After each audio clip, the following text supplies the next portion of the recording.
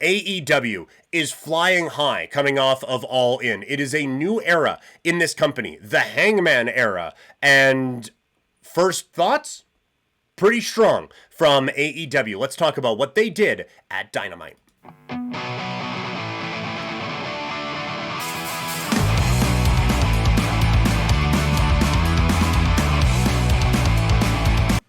AEW is riding high coming off of All In. So how could they build that momentum up? Well, the show starts with Tony Schiavone introducing us to the new World Heavyweight Champion, Hangman Adam Page. The belt looks great. I thought it was silly to keep it off. I never thought we got a great reason as to why they were keeping it off TV, but boy did it work to make this feel like a special thing to be seeing again. I wouldn't try this anytime soon, but it's something to work with at least. Hangman was phenomenal off the start. He came across like a megastar in a big time way. He is not the best promo out there. There's someone else on this show who, if you say they are doing a promo, it's okay, well, I am watching. But with Hangman, there's so much authenticity and there's such a connection with the audience that it comes across like a super duper star. So he was great, says he's the champion of the fucking world, and we all have a great hey with all of that. The one thing I don't love is him and Moxley being in the tag match at the end. I understand you need a main event, you're trying to build off of All In, and you are setting up a Darby Allin thing for the end of the show, but I think you could have done that without these two in there. Hangman won this match by hitting his finishing move onto Moxley onto a bed of nails and then actually trying to kill him. I feel like that's probably at least a week to sell that. Just putting that out there. So Hangman limping his way down, and then getting the win too, kind of just like, oh, really?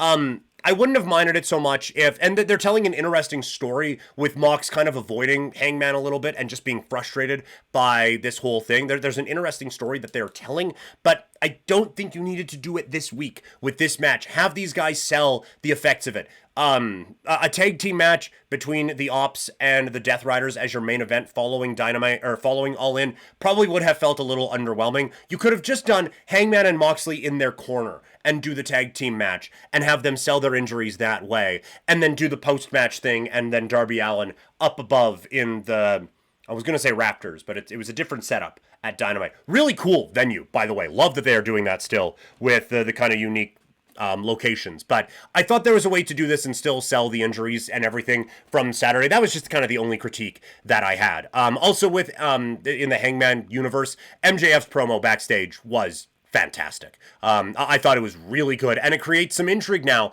of saying like, oh, this is just a backup plan. Saying he's the living embodiment of Hangman's depression is such a good line. And having him say that the contract that he won at All In is just a backup plan, I think is a very interesting storytelling device. And honestly, like thinking about how he could do it, if there's like a number one contender something, MJF wins it. I'm not saying you do it this month, but MJF wins it, and like we are getting to when we are doing a title change, and I don't think it's appropriate to do it for a while. But when we do get to that, it is MJF wins this thing to become the number one contender. He has a full-on match with Hangman Adam Page. They have this battle. MJF is so close that it's a 1-2 and it's a near fall, whatever. MJF gets pissed, goes outside, gets the chair, wallops Hangman Adam Page with it, gets disqualified, goes out, cashes in his thing, hits a finishing move, 1, 2, 3, is the champion. I think there's a unique way you can play up this whole thing with MJF and have it be very, very successful because of the character you have with him. So I think there's an opportunity to be a little bit creative with a gimmick that WWE has had and just had some success with. But it sounds like anyway, at least some of the rumblings are their creative is getting a little bit bored of this sort of a thing. So I think there's a way to be creative with it. Speaking of being creative, Toni Storm, fantastic as always. The tramp is still the champ. The whore that we all adore is back out there. Everything she does is so captivating. If I am scrolling on TikTok and I get a compilation of Toni Storm, I'm stopping and watching. If I find out she is doing a promo on anything, I am tuning in to watch that. She is that captivating that all you need to do is say Toni Storm will will be appearing, and it's enough to get me to tune in. I am upset every time her promos are over that I am not getting more. She's a phenomenal in-ring performer, but it is almost at the point where, oh, she's going to be in the ring. Can we get a promo before or after, though? Like, it's just, I cannot get enough Toni Storm in my life right now. And then Athena cuts a pretty good promo as the next title challenger, threatening murder, which feels difficult to pay off. Although, in this storyline, you could certainly see some kind of a something with that. But now also telling the story that Toni is alone because Luther is having a reattachment surgery, and Mina Shirakawa hurt her hand at All In. With Athena having Billy Starks in her corner, I do think that this allows for there to be some doubt planted there. Again, I don't know if I would rush into this feud, because I think Athena should win and kind of have her continue on this monster story that she has from Ring of Honor. But I think that we're set up for a pretty good one. One of the big talking points coming out of this show, because wrestling fans are wrestling fans, was Okada's music change. He also has a new challenger. I am not a fan of the music at all, and that's why it's perfect.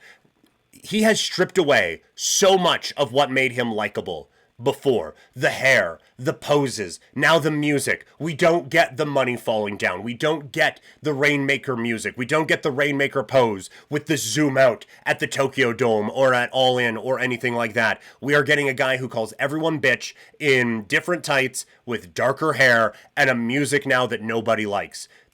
It is heel 101, and I think it is really, really effective to make that change. I think it works.